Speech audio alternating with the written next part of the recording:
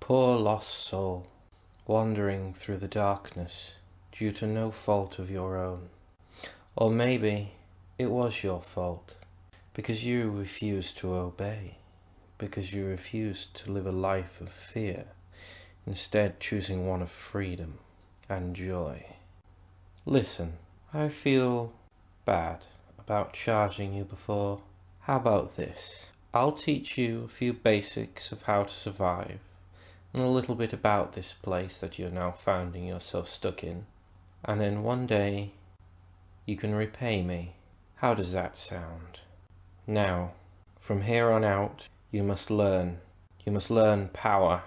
You must learn to be strong. You must gain status. And from there, you may rise.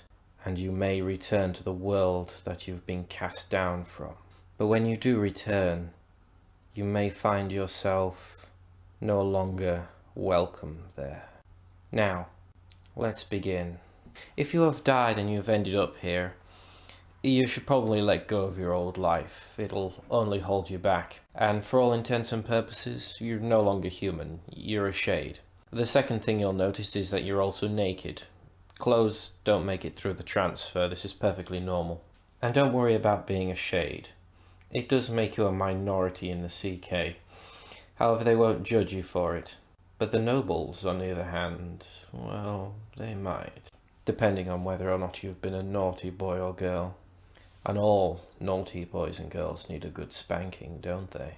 Being a shade does have a few advantages. The first one is you don't sweat and you won't ever age. And you can't get people pregnant and you can't get pregnant yourself and you can't catch any diseases. So feel free to go a little bit wild. However, you still need to sleep and eat in order to keep your soul energy up. Otherwise you'll, well, die. Again. Probably. Oh, and as a side note, there's a possibility that you might be, well, younger than you were when you died. Many people believe that you won't get younger if you end up in hell. This is wrong. I wouldn't let it worry you too much. After all, it doesn't affect your physical strength at all. If you got to the CK by swallowing a mittima, congratulations, you're still alive. Now go see a doctor. But if you swallowed one after you died, you'll be fine. Don't worry about it. If you managed to switch on a portal, congratulations, you managed to switch on a portal.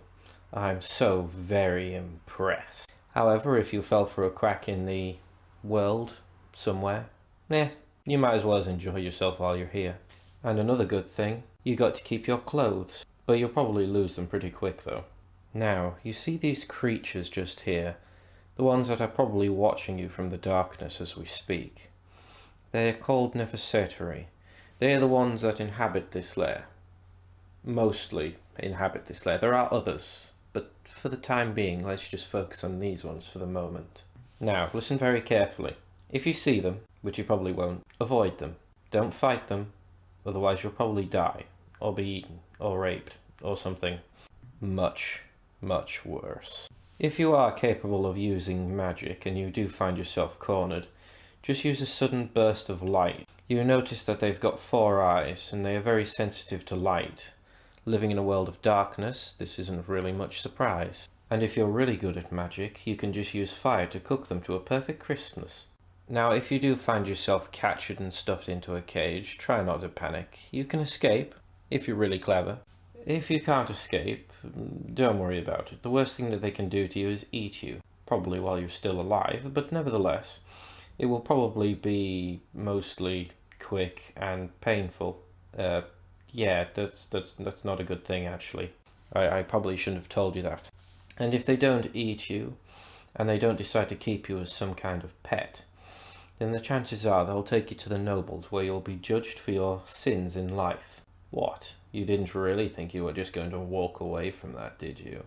Now, if you jumped into the kingdom, you may have noticed a rather large city. And if you didn't, stop screaming, open your eyes, and look where you're going. It's practically 76 million meters long, so you can't possibly miss it. This city is the City of Mephaltes, and it is the first place that you need to go when you arrive. Unless, of course, you like wandering around a jungle with all kinds of demonic creatures trying to kill you, /eat you, /rape you, or worse. The city is split up into 4 different sections. There is the Western Quarter, which is the Entertainment District, the Northern Quarter, which is the Battle and Training District, the Eastern Quarter, the Noble and Residential District, and the Western Quarter, the Education District. Now, let's begin with the Western Quarter, the Entertainment District. Ah yes, the pleasure pits of Chalmery. I've spent many a good year here. I've also spent a lot of money here too, which I kind of kicked myself for, but it can't be helped. They've got gambling, prostitution, hedonism, just about anything you could possibly desire. Not to mention all of the shops that have set up here. You can find just about anything you want. All of the buildings here have a distinctly Asian look to them. And the building that you want to pay attention to in particular is the Devil's Brim, famed bordello of Chalmery. You'll be able to find this building quite easily. It's big, it's red, it's kind of square, it looks kind of Mesopotamian, and it is the most famous bordello in the whole of the CK. Still in the Western Quarter we have the Slavers' Ring. Slavers, very useful. You can use slaves for just about anything. They cook, they clean, you can even eat them if you run out of food, and you can even eat them if they displease you if you feel like it. And not just humans you can buy here, you can also buy demons, nephsatiri, angels, just about anything you could possibly want. I myself have plenty of slaves. I just wish I could get them to wear clothing every now and again. It's very distracting to have them wandering around. Still in the Western Quarter we have Served Fresh, a place of equality delight. If you ever visit this place, there's no need to worry. All of the windows are one-sided so nobody can see you. And you can even order them screaming. And you can even order them drugged so that they don't feel any pain. Or screaming if that's what you prefer. I myself find it all very distasteful. I prefer my food to be running. Nothing makes a human taste better than fear.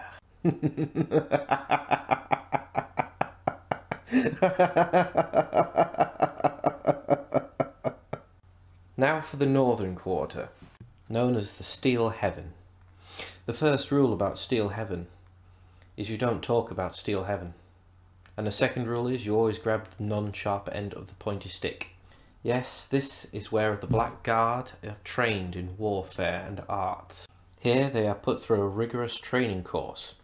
And quite frankly, I find it completely and utterly, totally insane training course. I nearly killed myself when I ran around it. Thank God I'm immortal, otherwise I would have been decapitated like 3 times. If you do find yourself in this sector, feel free to go and visit Voktesteluk. His war machines are a real piece of artwork and something to behold. Now for the Eastern District. Also known as the Noble District, this is where people, well, live. The buildings are all Roman style, and it's right next to the beach as well, which is nice considering the hot weather. It's got a rather nice suburb feel to it. Also in this district are the 13 nobles. Most of them are shades. They are the people who hold great wealth or political power, handpicked by the prince himself. I never really cared for the nobles. I never was one for politics. But they do serve an important purpose. They judge the dead. Those who have committed sins in life must be punished after all. Well, punished or rewarded. And they also punish those who break the rules in the kingdom. Oh, did I forget to mention that there's rules? Well, there's so few it's really not worth mentioning them. But I tell you what, let's see if you can figure out what they are. But be careful though. If you break them, then the nobles will judge you, even if you don't know what they are.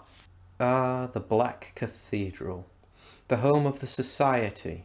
It stands as a monument to the people's faith, to the people's power, and the influence of the society. But we'll have to talk about the society later. It is a discussion that's worth going in depth to.